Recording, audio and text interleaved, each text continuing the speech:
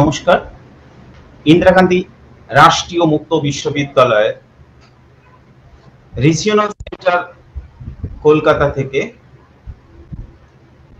BAG history course code BHIC 134, topic economic impact of colonial rule, unit number 8।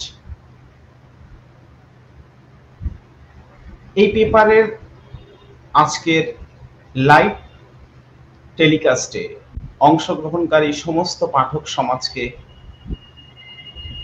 আমি অঞ্জন কুমার বসু স্বাগত জানাই। আজকে আমার আলোচনার বিষয় হল ঔপনিবেশিক ভারতে ঔপনিবেশিক শাসনের অর্থনৈতিক প্রভাব। ইতিমধ্যে আমি আমার পূর্ববর্তী আলোচনায় ঔপনিবেশিক শাসনের ফলে অর্থনীতির বিভিন্ন ক্ষেত্রে কি জাতীয় প্রভাব অনুভব করা গেছে তা আলোচনা করেছি। আমি ইতিমধ্যে আলোচনা করেছি অর্থনৈতিক শোষণের ফলে সম্পদের নির্গমন প্রক্রিয়া তাল মিলিয়ে সংগঠিত হয়েছে। আমি ইতিমধ্যে আলোচনা করেছি অবশিল্পায়নের বিষয়টি। তাছাড়াও আমি ঔপনিবেশিক শাসনের হাত ধরে বিভিন্ন সময় পর্বে যে দুর্ভিক্ষ, ফেমিন সংগঠিত হয়েছে, উল্লেখযোগ্যভাবে 1770-এর দুর্ভিক্ষ এবং 1943 সালের দুর্ভিক্ষ, সে বিষয়গুলির উপর আলোকপাত করার চেষ্টা করেছি। আজকে আমার আলোচনার ক্ষেত্র হিসেবে থাকবে ঔপনিবেশিক শাসনের মধ্য দিয়ে কিভাবে কৃষি ক্ষেত্রে পরিবর্তন এসেছিল সেই দিকটি, পাশাপাশি গ্রামীণ সমাজের উপর বাণিজ্যিক শস্য চাষের কি প্রভাব পড়েছিল সেই বিষয়টিও আমি তুলে ধরার চেষ্টা করব। এর পাশাপাশি আজকে আমি আলোচনার বিষয়বস্তু হিসেবে আধুনিক শিল্প এবং ভারতীয় পুঁজিবাদী শ্রেণীর অংশগ্রহণের ক্ষেত্রটি দেখার চেষ্টা করব সমগ্র ঔপনিবেশিক পর্ব জুড়ে। এবং আমি আমার আলোচনার একেবারে অন্তিম পর্বে ঔপনিবেশিক শাসনের অর্থনৈতিক মূল্যায়নের উপর জোর দেব। আমি ইতিমধ্যে বিভিন্ন আলোচনায় বাণিজ্যিকীকরণ এর বিষয়টি বারংবার উচ্চারণ করেছি। এখন বাণিজ্যিকীকরণ বলতে ঠিক কি বোঝায়? যখন সহজ করে আমরা ভাবি তখন এই পুরো সমাজ ব্যবস্থা দাঁড়িয়ে আছে উৎপাদন ব্যবস্থার উপর ভিত্তি করে। উৎপাদক উৎপাদন করে এবং ক্রেতা বা ভোগী তা সংগ্রহ করে জীবনযাত্রা নির্বাহ করে। বাণিজ্যিকীকরণ বলতে আমরা বুঝি যখন কোনো বাজারের উদ্দেশ্যে কোনো কিছু উৎপাদন করা হয়, অর্থাৎ বাজারজাতকরণের জন্য যখন কোনো সামগ্রী প্রস্তুত বা তৈরি করা হয়। আধুনিক সমাজ ব্যবস্থায় বাণিজ্যিকীকরণ বলতে আমরা মূলত কারখানাজাত সামগ্রীর উৎপাদনকেই বুঝে থাকি। কিন্তু বৃহত্তর দৃষ্টিভঙ্গি থেকে ভাবলে বাণিজ্যিকীকরণ শুধুমাত্র শিল্পকেন্দ্রিক নয়, কৃষির সঙ্গেও তার একটা নিবিড় সম্পর্ক রয়েছে। অর্থাৎ বাজারজাতকরণের মধ্য দিয়ে উৎপাদন প্রক্রিয়া যখন সংগঠিত হয়, তখন আমরা সেটাকে বলছি বাণিজ্যিকীকরণ। ঔপনিবেশিক শাসন পর্বে ভারতবর্ষে কৃষি ক্ষেত্রের উপরও বাণিজ্যিকীকরণের একটা অভিঘাত নেমে এসেছিল। অর্থাৎ কৃষি পণ্য বাজারিকরণের জন্য উৎপাদনের উপর জোর দেওয়া হয়েছিল। তাহলে কৃষির বাণিজ্যিকীকরণ এর সংজ্ঞা আমরা এভাবে ভাবতে পারি, যখন কৃষি পণ্য বাজারজাতকরণের জন্য উৎপাদনের উপর বিশেষ জোর দেওয়া হয়, তাকে আমরা কৃষির বাণিজ্যিকীকরণ বলে অভিহিত করতে পারি। সমগ্র ঔপনিবেশিক পর্বে ভারতীয় অর্থনীতির মূল ক্ষেত্র কৃষি। সেই কৃষি উৎপাদনের বাজারিকরণের উপর জোর দেওয়া হয়েছিল। অর্থাৎ কৃষি উৎপাদনকে বাণিজ্যিক স্বার্থে ব্যবহার করার উপর জোর দেওয়া হয়েছিল। অর্থাৎ বাণিজ্যিকীকরণ এই বিষয়টি যে কোনো উৎপাদনের সঙ্গে যখন সংযুক্ত হয়, তখন সেই উৎপাদনের বাণিজ্যিকীকরণ এমনটা ভাবা যেতেই পারে। অর্থাৎ বাজারের স্বার্থে আমরা যখন কোনো কিছু বা বাজারজাতকরণের উদ্দেশ্যে আমরা যখন কোনো কিছু উৎপাদন করি, তখন সেটাকে বাণিজ্যিক এটা বলে অভিহিত করতে পারি। আর কৃষির উৎপাদনের যদি বাজারকে সামনে রেখে কৃষক সমাজ উৎপাদন করে, তাহলে সেটাকে কৃষির বাণিজ্যিকীকরণ বলে। এখন যেটা বিষয় সেটা হচ্ছে যে ঔপনিবেশিক ভারতে কি কৃষির বাণিজ্যিকীকরণ হয়েছে? অবশ্যই আমরা এক বাক্যে অর্থনীতিবিদরা এবং ঐতিহাসিকরা স্বীকার করে নেন। এমনকি ব্রিটিশ ঔপনিবেশিক সাম্রাজ্যবাদীরাও দাবি করেন যে ব্রিটিশ শাসনের হাত ধরে ভারতবর্ষের কৃষকরা আন্তর্জাতিক বাজারের সঙ্গে সংযুক্ত হয়েছিল। ঔপনিবেশিক ভারতে কৃষির বাণিজ্যিকীকরণ সংগঠিত হয়েছিল, কিন্তু পাশাপাশি আপনাদেরকে মনে রাখতে হবে যে বাণিজ্যিকীকরণ যে কোনো উৎপাদকের কাছেই কাঙ্ক্ষিত। তার উৎপাদন সামগ্রী বিশ্ব বাজারের সাথে সংযুক্ত হবে এবং বিশ্ব বাজারের অঙ্গ হবে এবং তার পণ্যের যথার্থ মূল্য সে পাবে, এটা তার কাছে কাঙ্ক্ষিত।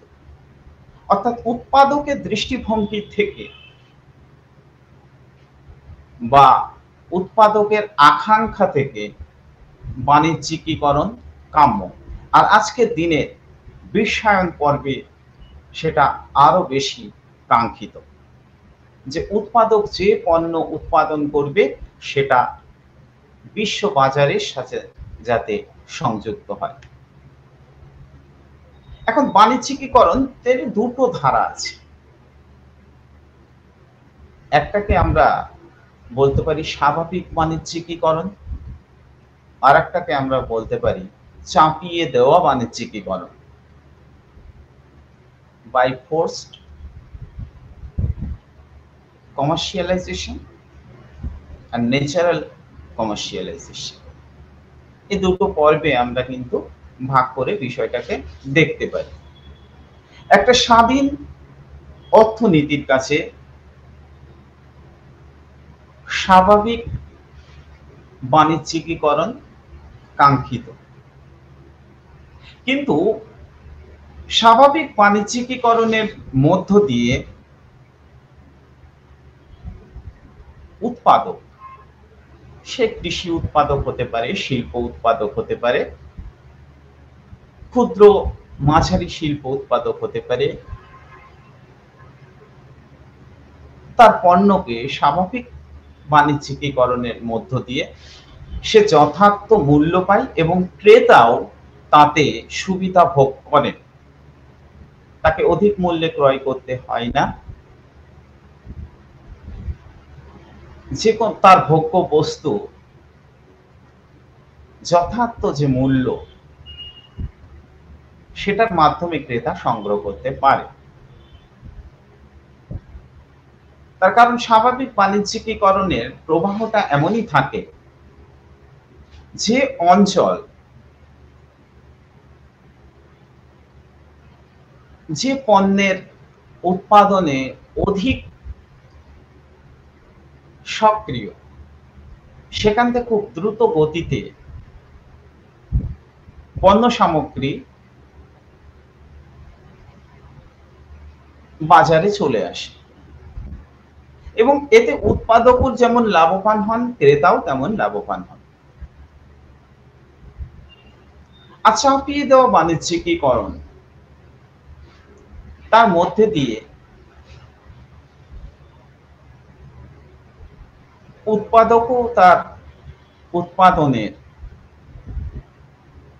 যথার্থ মূল্য পান না, আবার ক্রেতাও যথার্থ দামে বা মূল্যে সে তার প্রয়োজনীয় সামগ্রী সংগ্রহ করতে পারে না। স্বাভাবিকভাবেই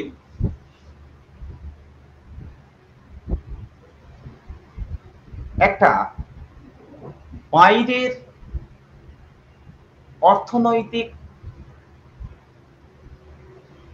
চাবিকাঠি যাদের হাতে নিয়ন্ত্রিত হয় তাদের দ্বারা চালিত হয়।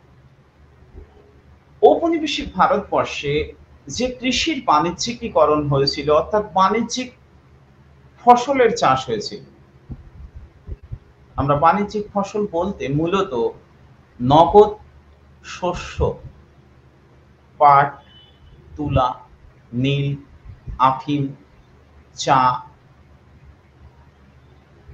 গম, এগুলোকে আমরা মূলত বুঝি। আর খাদ্যশস্য বলতে আমরা যেগুলো বুঝি ডাল, চাল, গম।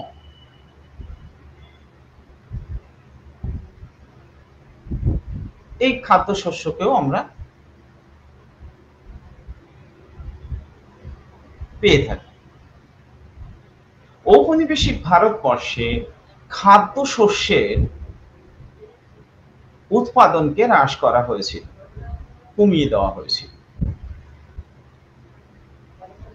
বিনিময়ে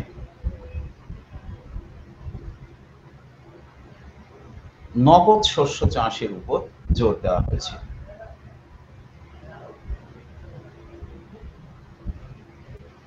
যদি আমরা 1765 সালে দেওয়ানি লাভের পর থেকে 1860 পর্যন্ত 1859-60 এই সময়কালটা হচ্ছে নীল বিদ্রোহের সময়কাল। নীল চাষিরা ব্রিটিশ শাসনের বিরুদ্ধে বিভিন্ন স্থানে বিদ্রোহ সংগঠিত করেছিল।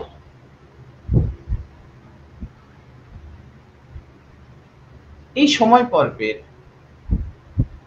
কৃষি ক্ষেত্রের ইতিহাস পর্যালোচনা করি, তাহলে আমরা দেখতে পাবো যে ক্রমাগত খাদ্যশস্য উৎপাদনের উপর কম জোর দেওয়া হয়েছিল, বিনিময়ে নগদ শস্য বা যে সমস্ত পণ্যগুলিকে, যে সমস্ত শস্যগুলিকে বাণিজ্যিক শস্য হিসেবে গণ্য করা হয়, অর্থাৎ নীল, পাট, তুলা, এগুলির উৎপাদনের উপর কৃষককে বলপূর্বক বাধ্য করা হয়েছিল। এইভাবে বলপূর্বক কৃষকের বাধ্য করার মধ্যে দিয়ে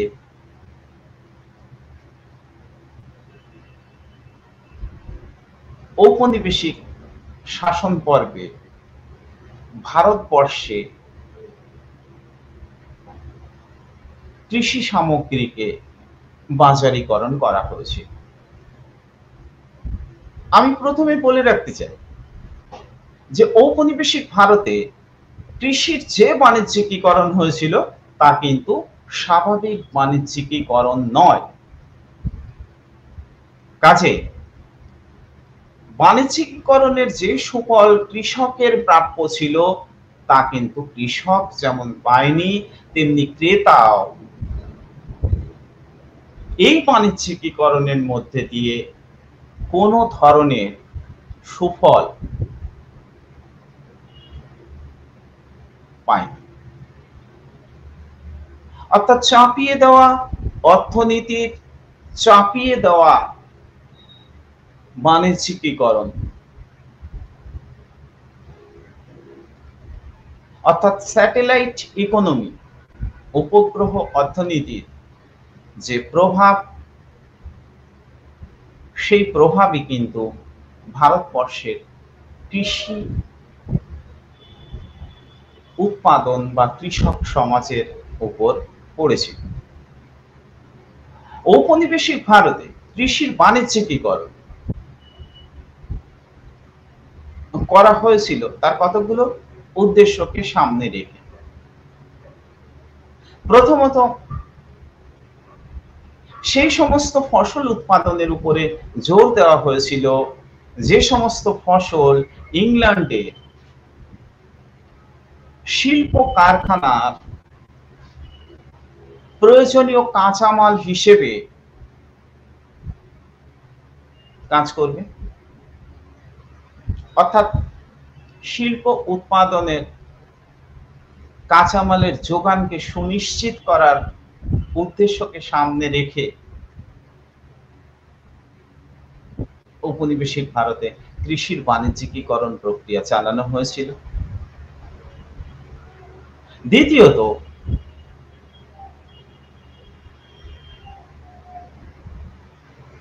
নীল, পাট, আফিম, চা,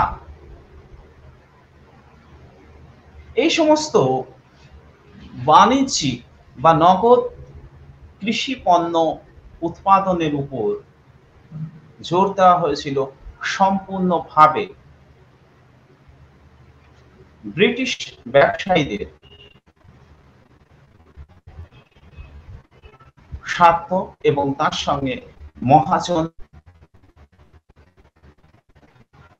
এবং কারবারি সংগঠকদের স্বার্থের চাহিদাকে সামনে রেখে। সব মিলিয়ে যেটা বিষয় তা হলো চাপিয়ে দেওয়া কৃষির বাণিজ্যিকীকরণ প্রক্রিয়াকে চালিয়ে যাওয়ার জন্যে আরো বেশ কিছু বিষয়ের উপর ঔপনিবেশিক শাসকরা জোর দিয়েছিল। এমনকি যোগাযোগ ব্যবস্থার উন্নতি, বিশেষ করে রেল যোগাযোগ ব্যবস্থার উন্নয়নের মধ্যে দিয়ে গ্রামগুলির সঙ্গে শহরের সংযোগ সংগঠিত করা হয়েছিল। আমি আমার পূর্ববর্তী আলোচনায় রেল সম্প্রসারণের বিষয়ে আলোচনা করেছি। সেখানে আপনারা বুঝতে সক্ষম হয়েছেন যে ভারতবর্ষে যোগাযোগ এর যে উন্নতি ঘটানো হয়েছিল তা সম্পূর্ণভাবে ব্রিটিশ সাম্রাজ্যবাদী স্বার্থকে চরিতার্থ করার স্বার্থে। যদি সত্যিকারে কৃষক বা কৃষির উন্নতির স্বার্থেই ঔপনিবেশিক শাসকরা চলতেন, তাহলে আমি বারংবার বলছি, সেচ ব্যবস্থার উন্নয়নের চেষ্টা করতেন, কৃষি জমির উর্বরতা বৃদ্ধির জন্য চেষ্টা করতেন এবং কৃষককে খাদ্যশস্য উৎপাদনের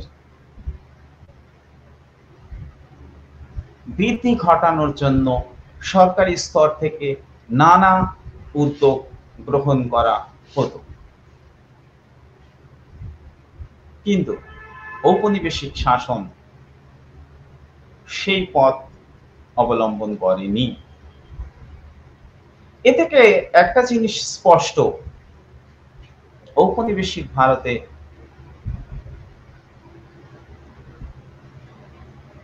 যে বিষয়টার উপর সব থেকে বেশি জোর দেওয়া হয়েছিল তা হলো সম্পদের নির্গমনের নালীটাকে সক্রিয় রাখা, এবং সেই সক্রিয়তা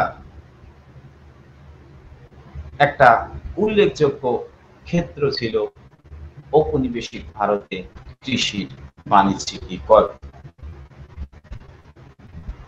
আমি আমার পূর্ববর্তী আলোচনায় আপনাদের স্মরণে আনার জন্য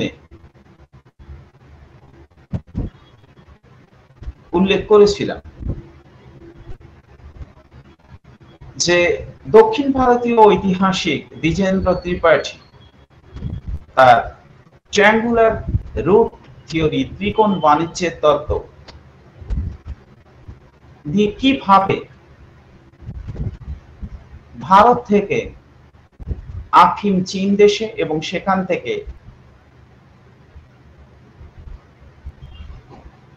সিল্ক বস্ত্র এবং চীনামাটির সামগ্রী ইউরোপে পাঠানো হতো এবং ইউরোপ থেকে গুটি কয়েক প্রশাসককে ভারতবর্ষে উন্নত শাসন ব্যবস্থা পরিচালনার জন্য পাঠানো হতো,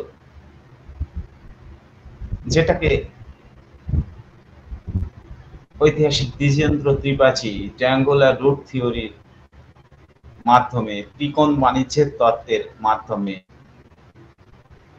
ব্যাখ্যা করেছেন। অর্থাৎ ঘুরিয়ে সম্পদটাকে, ভারতবর্ষের সম্পদটাকে ব্রিটেনে পাচার করা হতো এবং সেই সম্পদ যাতে পর্যাপ্ত সম্পদের নির্গমন প্রক্রিয়া চালিয়ে যাওয়া যায়, তার জন্যই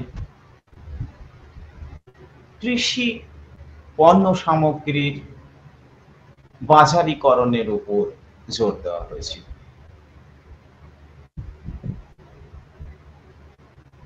আমরা দেখব 1765 পর থেকে কিভাবে বাংলাদেশের প্রত্যন্ত জেলাগুলিতে,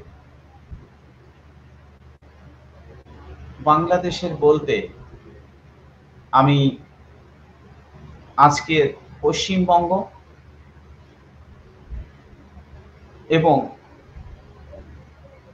স্বাধীনতাপ্রাপ্ত বাংলাদেশ নামক দেশটি যখন সুবে বাংলা নামে পরিচিত ছিল, বাংলা, বিহার, উড়িষ্যা, এই সুবে বাংলা অঞ্চলে যে উৎকৃষ্ট মানে নীল উৎপাদন হতো, যে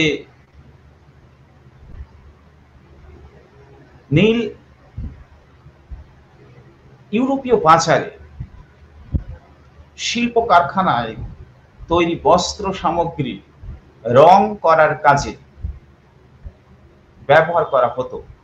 অর্থাৎ যখন কৃত্রিম রং আবিষ্কৃত হয়নি, তখন কিভাবে এই নীল চাষের উপর জোর দেওয়া হয়েছিল। ক্রমে গ্রাম বাংলা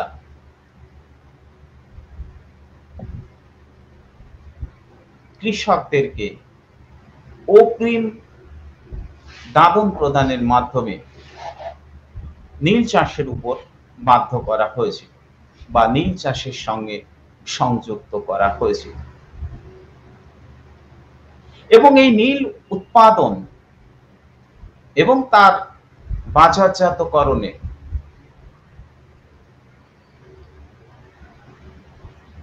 উদ্দেশ্যে অসংখ্য নীলকুঠি স্থাপন করা হয়েছিল। এমনই বেশ কিছু নীলকুঠি উল্লেখ পাওয়া যায়, যেমন হাজরাপুর নীলকুঠি, মধুপুর নীলকুঠি।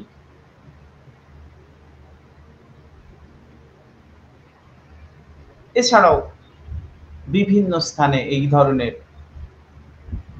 নীলকুঠির পরিচয় পাওয়া যায়।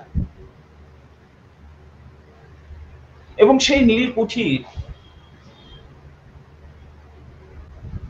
গুলি মূলত ইংরেজ সাহেবদের তত্ত্বাবধানে চলত এবং তারাই গ্রাম বাংলার কৃষকদেরকে অগ্রিম অর্থ প্রদানের মাধ্যমে, অর্থাৎ দাদন প্রথার মাধ্যমে নীল চাষ করিয়ে নিতেন এবং খুব কম বা স্বল্প মূল্যে বা বেঁধে দেওয়া মূল্যে কৃষককে তার বাণিজ্যিক শস্য বিক্রি করতে বাধ্য করতেন।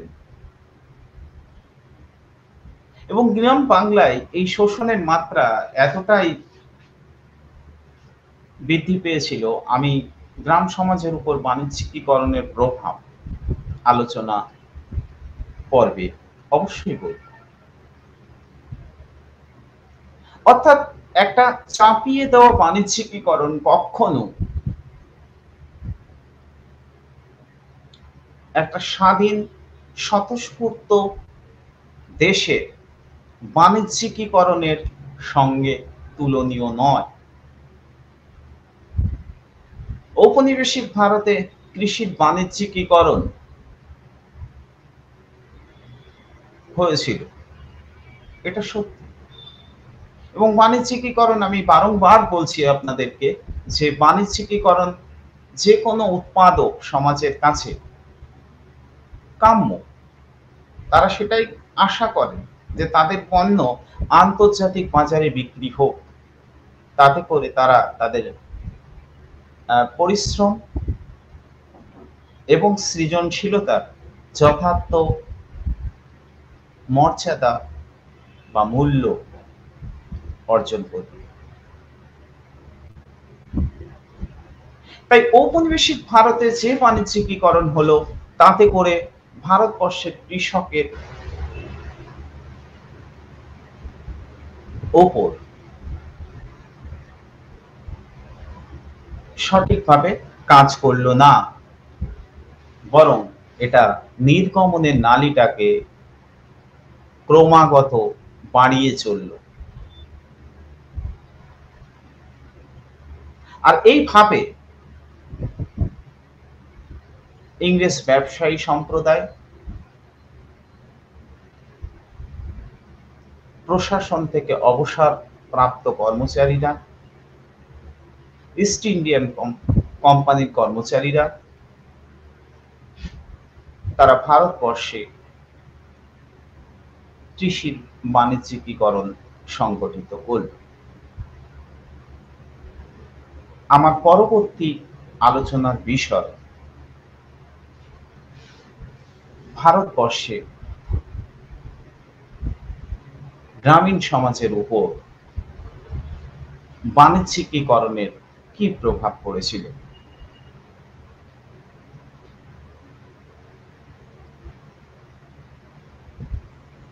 এই আলোচনায় আমি বলতে চাই,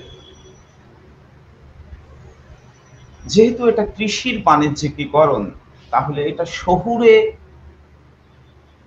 মানুষদের বা শহুরে সমাজের উপর ঠিক সে অর্থে প্রভাব ফেলেনি, বরঞ্চ শহুরে মানুষরা এই বাণিজ্যিকীকরণের কিছুটা সুযোগ অর্জন করেছিল।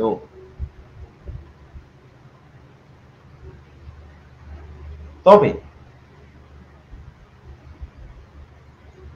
কতটা সুযোগ অর্জন করেছিল সেই বিষয়টি যথেষ্ট ধোঁয়াশাপূর্ণ।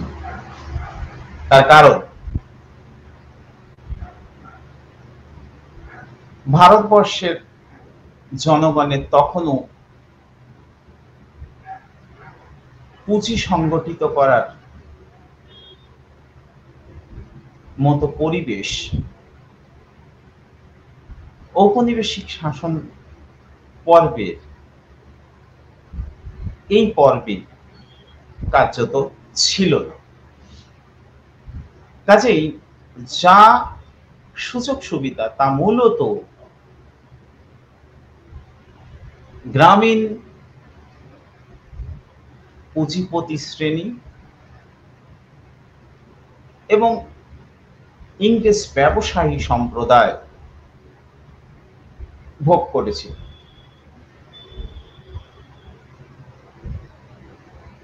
গ্রাম সমাজের উপর সার্বিকভাবে এই বাণিজ্যিকীকরণের চিত্রটা কেমন ছিল?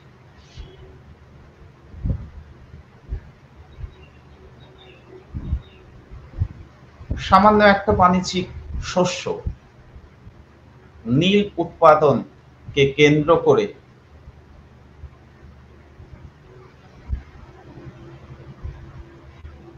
কৃষকদের অবস্থা কেমন ছিল সে বিষয়ে আমি দুটি ছড়া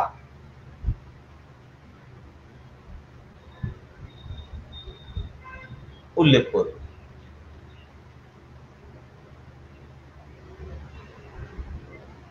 একটি ছড়া গ্রাম বাংলার মানুষরা তারা তৈরি করেছিল নীল চাষকে কেন্দ্র করে। সেই ছড়াটি হলো, টাকা টাকা টাকা, গায়ের রক্ত মাটি করেও হাতের মুঠি ফাঁকা। অর্থাৎ কৃষকরা প্রচুর পরিশ্রম করেন, করার পরেও যে নীল উৎপাদন করেন সেই নীল শস্য বিক্রি করে তাদের কিন্তু হাত সেই শূন্যই থেকে যায়। আবার একজন গ্রামীণ কৃষক বা সাধারণ প্রজা তিনি নীলকর সাহেবদের অত্যাচার প্রসঙ্গে একটি ছড়া তৈরি করেছিলেন, যার প্রমাণ ইতিহাসে পাওয়া যায়। ছড়াটি ছিল এরকম: যাচ্ছিলাম শহুর বাড়ি, কপালে ছিল ফের, টানতে বসলাম রেনি সাহেবের ক্ষেত। অর্থাৎ ওই কৃষক বা প্রজা, গ্রামীণ সাধারণ মানুষ, তিনি আত্মীয় অর্থাৎ শ্বশুর বাড়ি যাচ্ছিলেন। এমন সময় বিখ্যাত নীলকর সাহেব, রেনি সাহেব বিখ্যাত ছিলেন অত্যাচারের জন্য। তার সঙ্গে বা তার পেয়াদাদের সঙ্গে দেখা, নীলের মরশুম, তাকে ধরে আনা হলো এবং নীলকুঠিতে কাজে লাগিয়ে দেওয়া হলো। তাই বলছিলেন যে যাচ্ছিলাম শ্বশুর বাড়ি, কপালে ছিল ফের, টানতে বসলাম রেনি সাহেবের খের। এই করুণ দুর্দশা গ্রাম বাংলার প্রতিটি অঞ্চলের কাহিনী ছিল।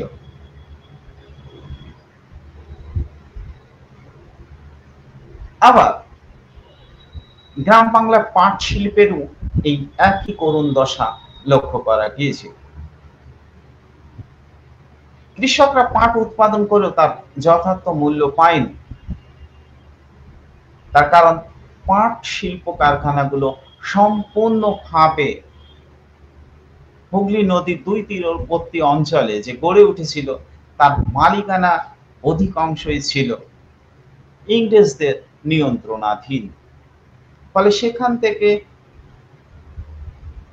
বাণিজ্যিক ফসল পাটের যে মূল্য নির্ধারণ করে দেওয়া হতো, কৃষক সেই দামে বিক্রি করতে বাধ্য হতেন, আন্তর্জাতিক বাণিজ্যে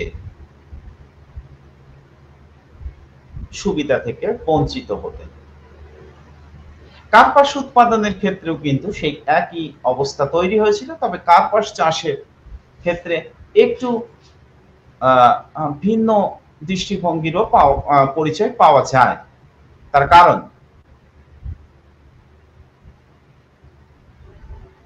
বস্ত্র শিল্পে ভারতীয় পুঁজিপতি শ্রেণীর অংশগ্রহণ কিছুটা ছিল। আমি আমার পরবর্তী আলোচনা আধুনিক শিল্প ভারতীয় পুঁজিপতি শ্রেণী, সেই বিষয়টার মধ্যে এটা নিয়ে একটু ডিটেলসে যাওয়ার চেষ্টা করব। কাজে গ্রামীণ সমাজের উপর বাণিজ্যিকীকরণের প্রভাব বিশেষ করে কৃষক সমাজের কাছে মারাত্মক ক্ষতিকর রূপ ধারণ করেছিল। আর এই পর্যাপ্ত পরিমাণে বাণিজ্যিক শস্য উৎপাদনকে সংগঠিত করার জন্য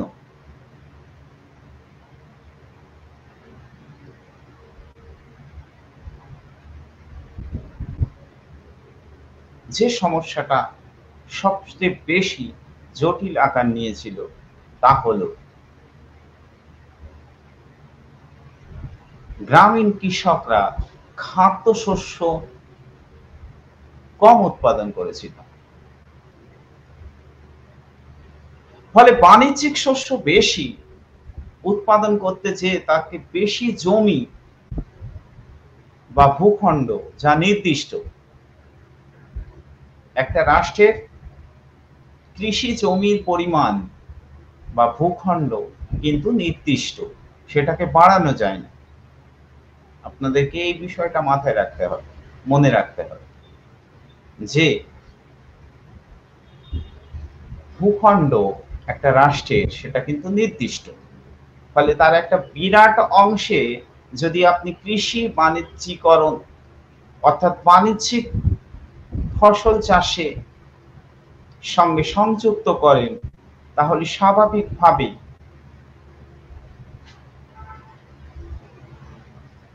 খাদ্যশস্য উৎপাদনে টান পড়বে, অর্থাৎ কম উৎপাদন হবে। খাদ্যশস্যের এই কম উৎপাদন খুব দ্রুততার সঙ্গে খাদ্য সামগ্রীর দাম বৃদ্ধি করল। কৃষক তার প্রয়োজনীয় খাদ্যের সংস্থান করতে হিমশিম খেল। তার কারণ সে অতিরিক্ত সুদে দাদন নিয়ে যে বাণিজ্যিক ফসল উৎপাদন করেছে, সেই বাণিজ্যিক ফসল এর দাম পেল না, নির্দিষ্ট দামে বিক্রি করতে বাধ্য হলো। অথচ সেই অর্থ যে অর্থ দিয়ে পেল, সেই অর্থ দিয়েও কিন্তু সে তার খাদ্যশস্য ক্রয় করতে ব্যর্থ হল।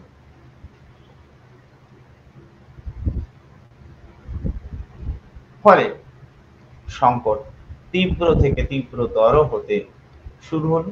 তারই প্রতিফলন আমরা গ্রাম বাংলার কৃষক বিদ্রোহগুলোর মধ্যে লক্ষ্য করি।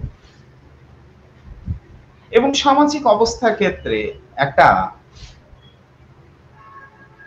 বিশৃঙ্খলা পরিবেশ তৈরি হলো। চৌর্যবৃত্তি বৃদ্ধি পেল, লুটপাট শুরু হলো, একটা সামাজিক অরাজকতার পরিবেশ তৈরি হলো।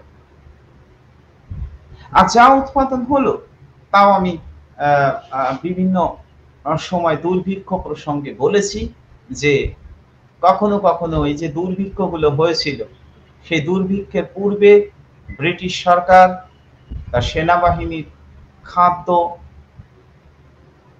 যোগান যাতে সুনিশ্চিত থাকে তার জন্য বাজার থেকে সেগুলিকে তুলে নিত। ফলে কৃষক যিনি খাদ্য উৎপাদন করেন তিনি বঞ্চিত হলেন। আর এইভাবে গ্রামীণ সমাজের দৈন্যতা, দারিদ্রতা, বঞ্চনা, কুসংস্কার এগুলি উত্তরোত্তর বৃদ্ধি পেতে থাকে।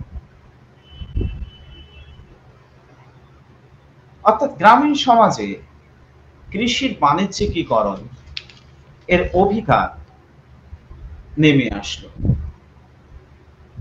একাধারে যেমন ফসলের অভিমুখের পরিবর্তন ঘটল, বাণিজ্যিক স্বার্থে রপ্তানি শস্যের উৎপাদনের পক্ষপাতিত্ব দেখা গেল,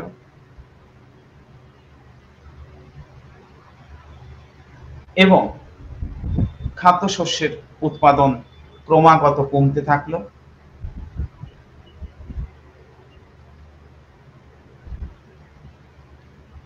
আরো যে বিষয়গুলি লক্ষ্য করা গেল তা হচ্ছে দামের পরিবর্তন লক্ষ্য করা গেল। বাণিজ্যিকীকরণের ফলে সমগ্র 19 এবং বিংশ শতাব্দীর দ্বিতীয় ভাগ জুড়ে কৃষি পণ্যের দাম বাড়তে থাকলো, অবশ্যই খাদ্যশস্যের। ভারতের কৃষি পণ্য প্রধানত রপ্তানির স্বার্থে উৎপাদনের দ্বারা চালিত হয়, এবং সুয়েজ খাল খননের মধ্য দিয়ে এই ব্যবস্থা আরো বৃদ্ধি পেল।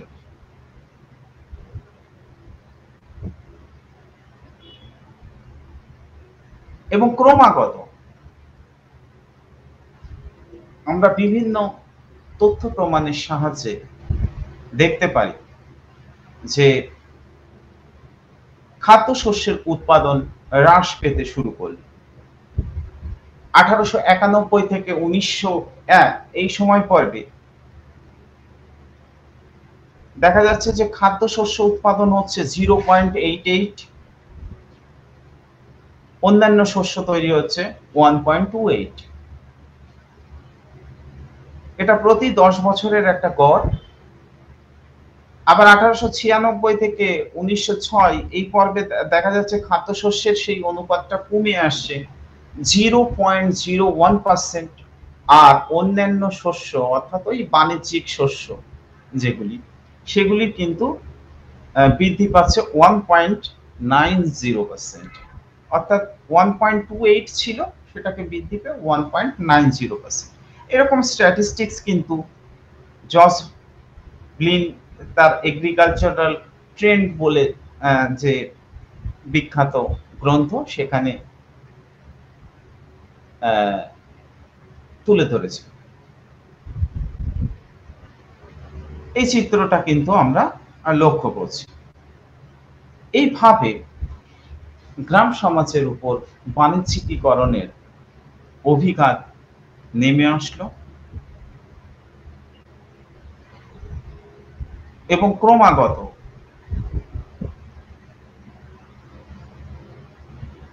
ফসলের অভিমুখ পাল্টে যেতে শুরু করে। আমি আমার পরবর্তী আলোচনার জায়গা হিসেবে আধুনিক শিল্প ও ভারতীয় পুঁজিপতি শ্রেণীর অংশগ্রহণের জায়গাটা দেখব। তার কারণ ঔপনিবেশিক অর্থনৈতিক শোষণে কিভাবে ভারতবর্ষে আধুনিক শিল্প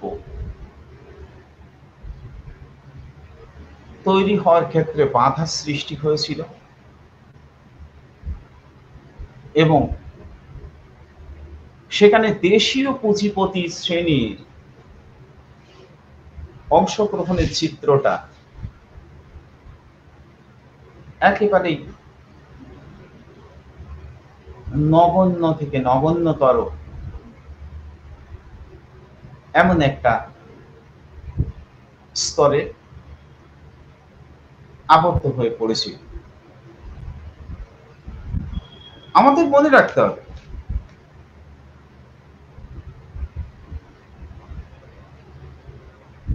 যে কৃষি বাণিজ্যিকীকরণ এর মধ্যে দিয়ে কিন্তু কৃষক সমাজ উদ্বৃত্ত উৎপাদন করতে পারেনি। ফলে উদ্বৃত্ত না আসার কারণে তাদের হাতে অর্থ আসে এবং ভারতীয় কারবারিরা যারা গ্রামীণ বাংলার ব্যবসা বাণিজ্যের সঙ্গে সংযুক্ত ছিল তারাও কোথায় যেন এই বাণিজ্যিকীকরণের মধ্য দিয়ে ঔপনিবেশিক শাসকদের কাছে বাধা পড়ে গেছে। স্বাভাবিকভাবে গ্রামের কৃষক সমাজ যেমন ক্রমাগত ঋণের জালে জড়িয়ে পড়েছিল, তেমনি আধুনিক শিল্প গড়ে তোলার জন্য যে পুঁজি, সেই পুঁজি কিন্তু ভারতীয়দের কাছে সেভাবে আসেনি। ফলে আধুনিক শিল্প এবং ভারতীয় পুঁজিবাদী শ্রেণী এই বিষয়টা যথেষ্ট ভাবনার মধ্যে দিয়ে আমাদের অর্থনৈতিক ভাবনায় সংযুক্ত হয়। আধুনিক শিল্প বলতে আমরা যা বুঝি তা হচ্ছে অত্যাধুনিক যন্ত্র নির্ভর শিল্প কারখানা, যেটাকে আমরা ভারী শিল্প বা লার্জ স্কেল ইন্ডাস্ট্রি বলি। তা ভারতবর্ষে ইস্ট ইন্ডিয়া কোম্পানির প্রথম 100 বছরে তো তৈরি হয়নি। 1850-এর পর থেকে খুব ধীর গতিতে কিছু আধুনিক শিল্প কারখানা তৈরি হয়েছে এবং সেই শিল্প কারখানাগুলিও যাতে ইংল্যান্ডের ম্যানচেস্টার, লিভারপুল, গ্লাসগো এই সমস্ত শিল্প কারখানাকে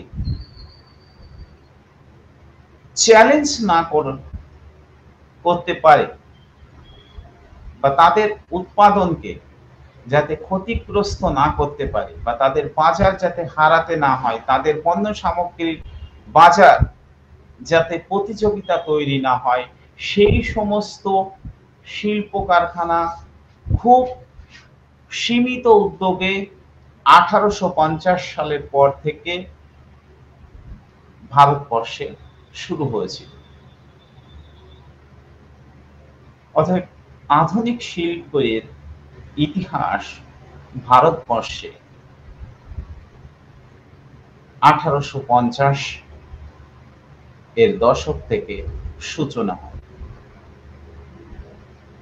আর সেই আধুনিক শিল্পে ভারতীয় পুঁজিপতি শ্রেণীর অংশগ্রহণের চিত্র ভীষণ করুণাদায়ক। ভারতবর্ষে যে আধুনিক শিল্পায়ন হয়েছিল, সেই আধুনিক শিল্পায়ন এর সীমিত উদ্যোগের মধ্যে দিয়ে একটা প্রবণতা লক্ষ্য করা যায়, তা হচ্ছে বিশেষ বিশেষ অঞ্চলে বিশেষ বিশেষ ধরনের শিল্প কারখানার একত্রীকরণ। যেমন ধরুন, হুগলি নদীর দুই তীরবর্তী অঞ্চল ধরে পাট শিল্পেরই বিকাশ হয়েছিল, অর্থাৎ বাংলা কেন্দ্রিক পাট শিল্প। আবার গুজরাট আহমেদাবাদ কেন্দ্রিক বস্ত্র শিল্প বা সুতাকল কারখানা গড়ে উঠেছিল।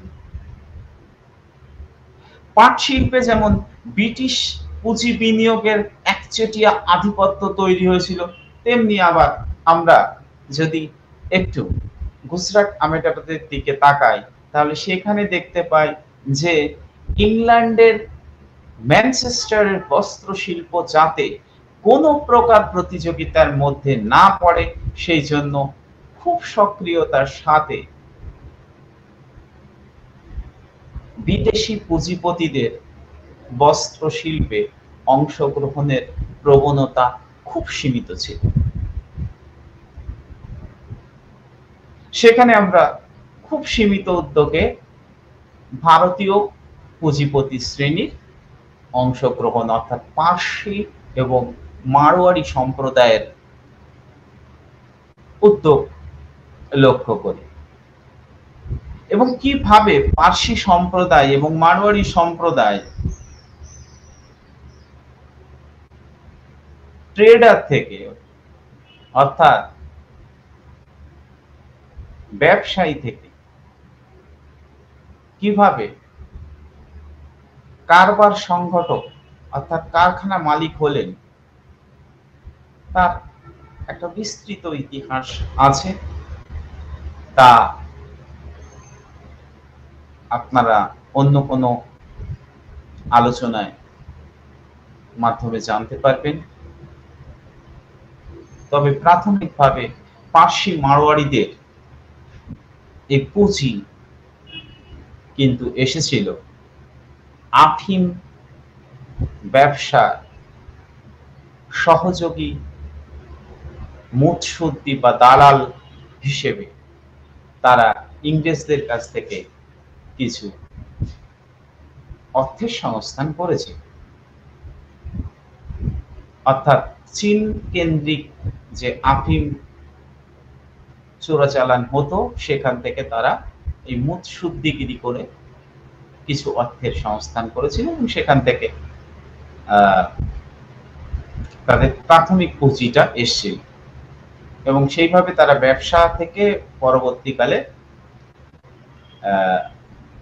শিল্প পুঁজিপতি ইনভেস্টর হিসেবে উঠে আসে। ঠিক আছে, তো যেটা বিষয় সেটা হচ্ছে যে ভারতীয় পুঁজিবাদী শ্রেণী, তাদের উপর নানান ধরনের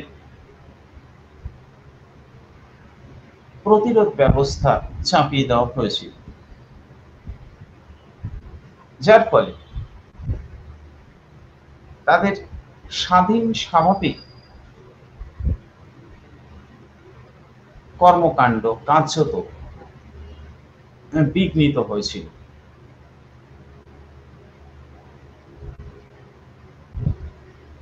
এবং কঠিন লড়াইয়ের মধ্যে দিয়ে তাদের শিল্প পুঁজিকে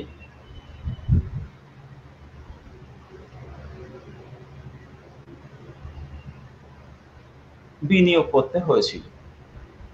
সেখানে ঝুঁকিও যেমন ছিল, তেমনি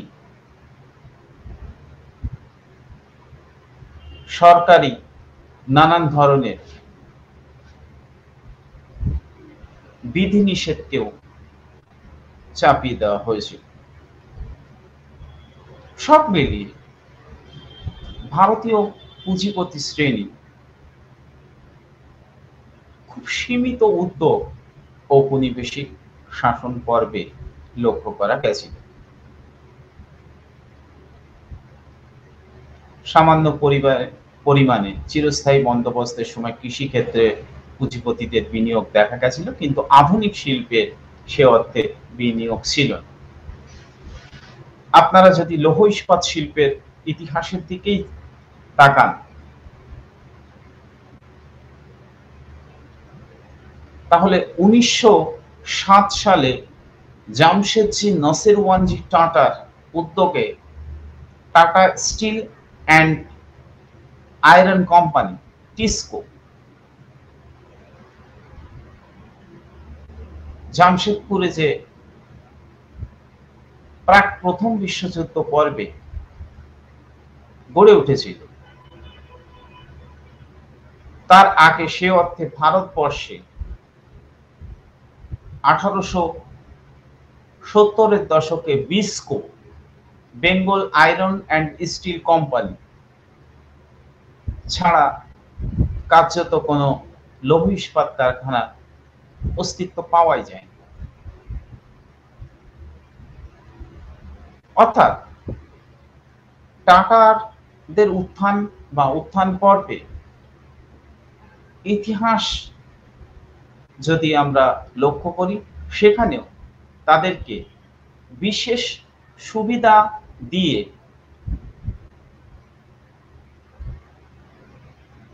জামশেদপুরে সরকার, ব্রিটিশ সরকার তাদের স্বার্থকে সামনে রেখে জমি দিয়েছিল। তার কারণ প্রথম বিশ্বযুদ্ধের ব্যাপক লৌহ সামগ্রীর প্রয়োজনীয়তাকে সামনে রেখে।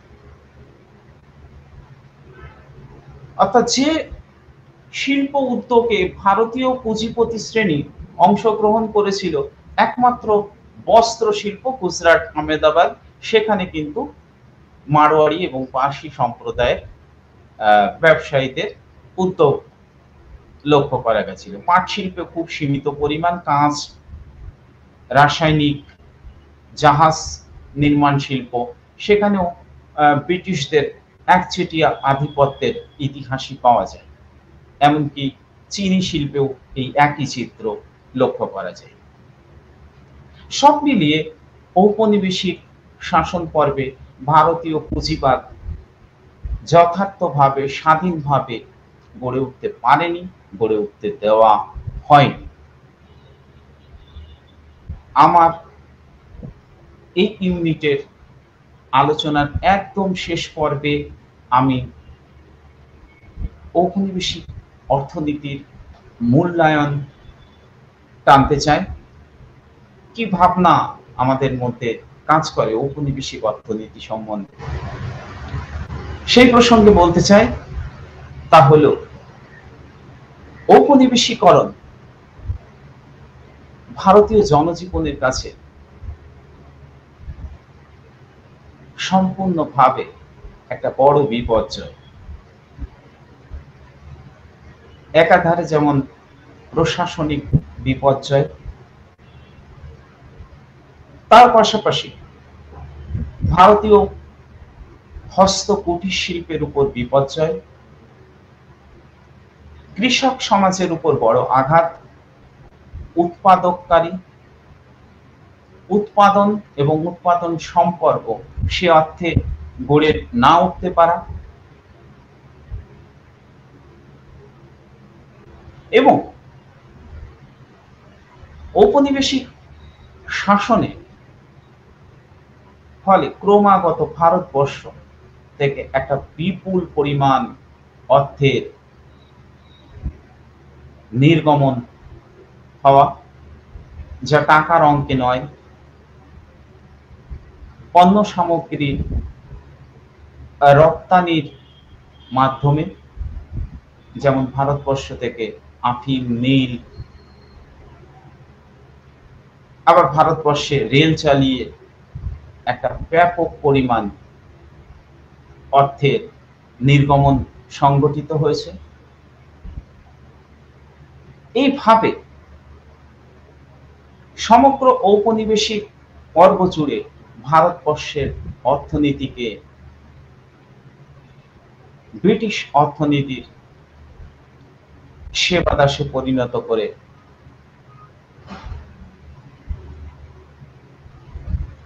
ফেলা হয়েছে, আর তার কুফল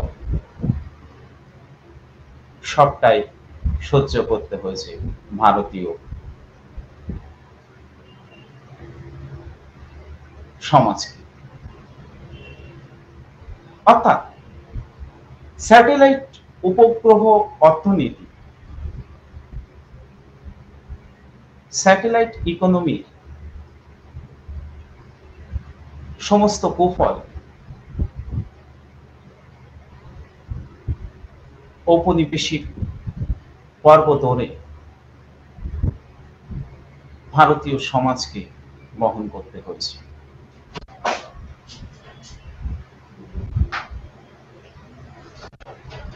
আমি আমার আলোচনা আজকের মতো এখানে সমাপ্ত করছি। ধন্যবাদ।